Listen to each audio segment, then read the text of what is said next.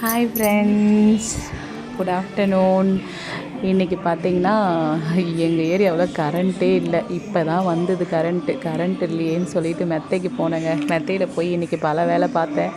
ரொம்ப இயற்கையை ரசித்தேன். அப்புறம் சுற்றி காக்கா என்ன பண்ணுது, அணில் என்ன பண்ணுது எல்லாத்தையும் வேடிக்கை பார்த்தேன்.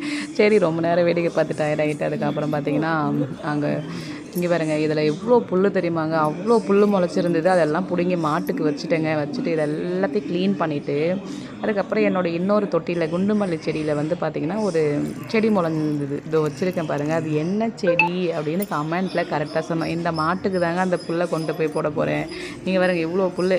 அந்த மாடெல்லாம் பாவங்க, அவுத்து கொல்லையில் விட்டால் அது மாட்டு மேயும். வீட்லேயே கட்டி போட்டு அடிமை மாதிரி வீட்லேயே வைக்கல போட்டு பாவமாக இருக்குங்க.